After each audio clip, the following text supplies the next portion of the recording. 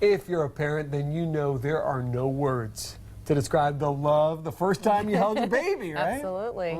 Now take that and imagine being so high that you can't even care for your own child. Tonight, Fox 4 is revealing the depth of a troubling trend here in Southwest Florida. Babies born addicted to drugs. 4 in your corner Stephanie Tinoco has been talking to the mother of one of those babies. She's sharing her story, but chose not to show her face. Steph? Patrick, Amy, it's hard to imagine a love stronger than a mother's love for her baby. But the mother you're about to hear from says drugs put that powerful bond in danger. I was totally and completely hostage to my drugs. Whatever the drugs told me to do, I did. A prisoner of a lethal war, no ransom for her freedom. It's still painful for Jeanette to share her story. Taking a deep breath, she starts from the beginning. It's very hard if I get into details. Jeanette found out she was pregnant at 6 months. 2 months later, she went to the doctor. They did tell me if you stop doing heroin now, you'll kill the baby.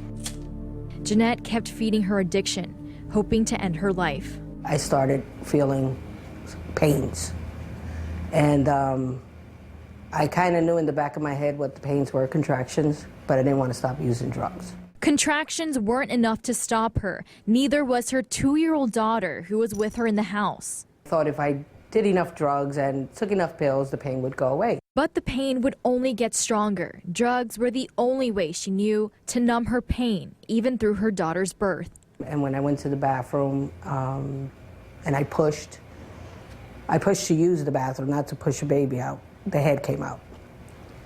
So at that point, you know, I said, this is happening.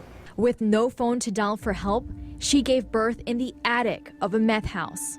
Cut the umbilical cord, I tied the umbilical cord on the baby, and don't ask me how I remember or even knew how to do any of these stuff. Taking hits and sips in between to help numb the pain. Next thing I know, they're busting down the door, and it's my friend with the cops and the ambulance. And I didn't remember anything until I got to the hospital. The first moments of life with her daughter are filled with memories of DCF at her bedside, telling her she's lost all her parental rights. They told me that, you know, that I had lost all 3 of my children, and the only way I could get them back is if I went into rehab. What we've seen in Lee County is a steady growth in our incidence of babies admitted for drug withdrawal. Dr. William Liu with Lee Memorial Hospital tells me the problem has exploded since 2005. From 2005 till probably 2010, we've seen about a 700 to 800% increase in our admission rate for neonatal absence syndrome. This syndrome, known as NAS for short, since then has gone up about 50% in Lee County. Just in the last year, more than 120 babies were born, hooked, and helpless. The problem seems to be re-emerging, even at a more significant level. Those moments of holding her in my arms and seeing everything she went through, I'll never forget it. I'll never forget it. Because like I said, she'll never remember, but I always will.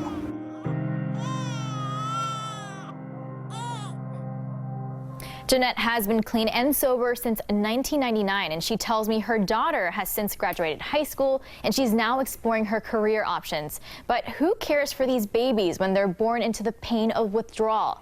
The powerful story of a special woman who's filling that role tomorrow night at 10. Reporting in the studio, Stephanie Tinoco, Fox 4, in your corner. Thank you, Stephanie. And to help people get over their opiate addiction, the federal government is loosening controls of medication that doctors prescribe to ease cravings for heroin and other drugs.